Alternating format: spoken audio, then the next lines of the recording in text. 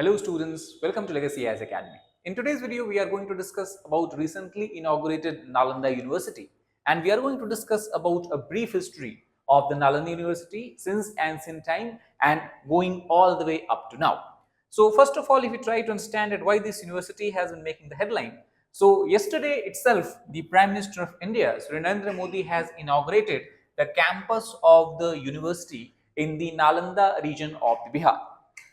This university that has been developed, that has been built, is spread over a large area of almost 455 acres, and it is located basically in what we can call as the small town of Rajgir, somewhere 100 kilometers from the capital city of Patna. It is only 12 kilometers away from the ruins of the eponymous ancient Buddhist monastery, considered to be among the greatest centers of learning in all of the equity, and that was Nalanda Mahavihar, as it was called in the ancient time. Now, if we try to understand that how the idea of this university came into being, so somewhere it was the year 2006 when the then President of India, late Sri APJ Abdul Kalam, officially proposed reviving the Nalanda and setting up an university when he was giving a basically address to the Vidhan Sabha of Bihar. And he has that time, while giving his address to the Vidhan Sabha, said that to recapture Nalanda's glorious past, Nalanda's glorious history, it has been proposed to establish what he called that time as Bodh Gaya Nalanda Indo-Asian Institute of Learning in partnership with select Asian countries. Following this, in the next year of year 2007, the proposal to re-establish Nalanda was endorsed again at the East Asia Summit that took place in the Mandaue region of Philippines. Again, in the following year of 2009, the endorsement was reiterated in the next East Asia Summit that happened in the Hua Hin province of the Thailand. And that is when we can see the idea of establishing or revival of Nalanda University began to take its actual shape. Now, if you look at the nations that is involved here, so as we have discussed, the overall objective, or overall we can say the dream, was to involve all the major Asian countries who want to participate in the building up of the Nalanda University. Thus, today it is 17 countries other than India who are somehow involved and are helpful and have supported the development of this university. This is Asian countries such as Bangladesh, Bhutan, Brunei, Cambodia, China, Indonesia, and even Australia, New Zealand. These countries, and from Europe we have Portugal. So they have supported and lent their hand in development of this university. And basically, yesterday when the inauguration of this university has happened, the ambassador of all the 17 countries were invited and they were present to take part in the inauguration ceremony.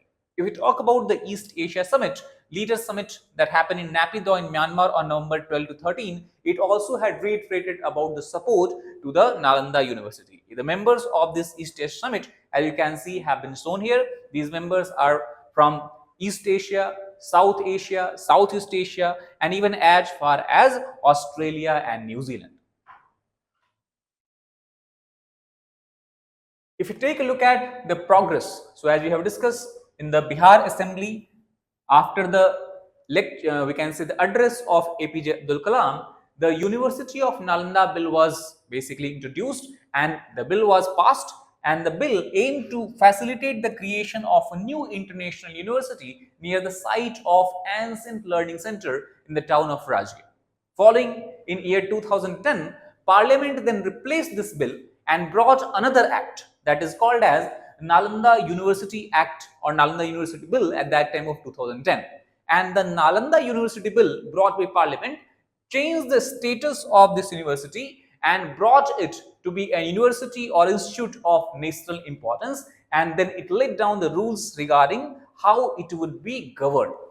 Then in 2013, the master plan for the campus, how campus should be basically developed and set up, proposed by renowned architect B.V. Doshi's Vastu Silp Consultants, and this was chosen after an international competition that was held for the architecture of the university. So now let us try to understand that what the university currently offers as far as the education and the courses and curriculums are concerned. Now, when the university began operating in the year 2014, it began with a single school, that is School of Historical Studies. Later on, another school of Ecology and Environmental Studies were added.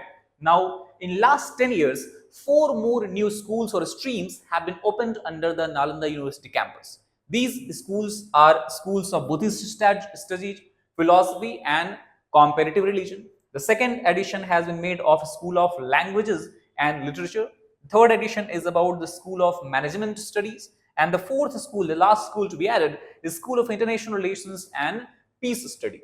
So currently what we can say, the Nalanda University offers you courses in total 6 different streams as shown here. The university currently offers 2 years master's courses, PhD programs as well as few diploma and certificate courses. Now let us try to understand in more detail about the architecture of the campus and how or what has inspired it. Now obviously we can say the campus that has been built up recently, it tries or attempts actually to match the architectural and geographical setting the ancient Nalanda University would have provided, and that is from where inspiration has been taken. In this context, the exposed brick architecture, which was the highlight of the ancient Nalanda Mahavihar, has been retained, and that is how the outer part or outer walls of the university has been built upon. Second, elevated staircases have been a major theme of the university's architecture.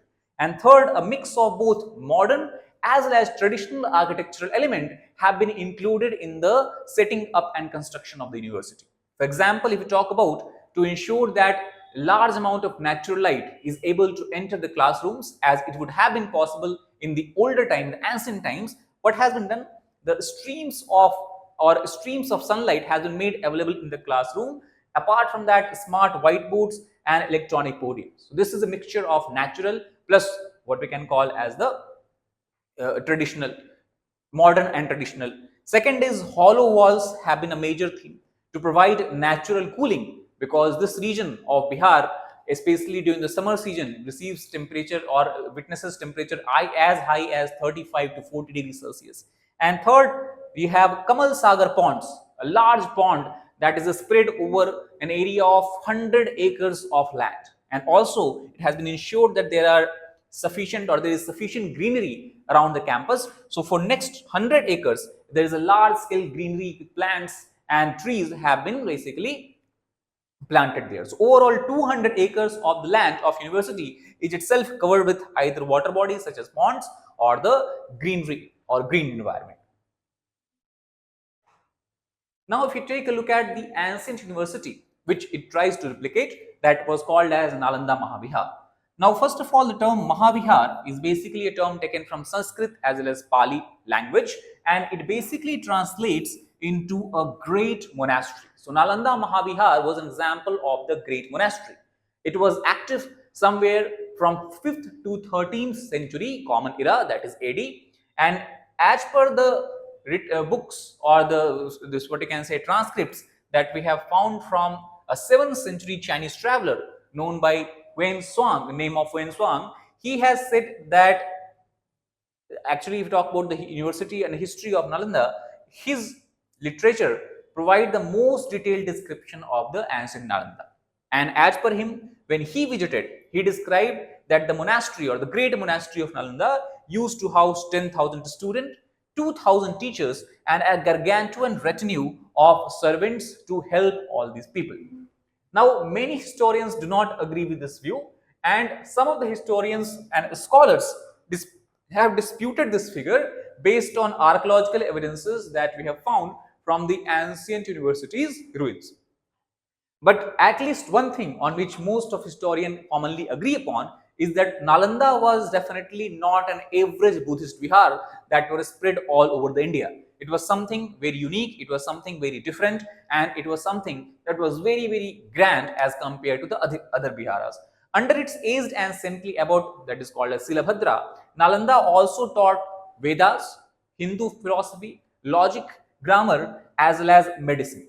And most interestingly, the student population was just not confined to the Buddhist order, despite it being a Buddhist vihara. Only it's not that the Buddhist people were only taken as a student, rather the candidates of other faiths who have succeeded what believed to be a strict oral examination before they can enter the gates of Nalanda were given admission, and they were able to learn, teach and understand about the general subjects that were being taught at that particular time. So that is all about the Nalanda University, the recent inauguration, and what has inspired the idea of the modern university. Thank you very much.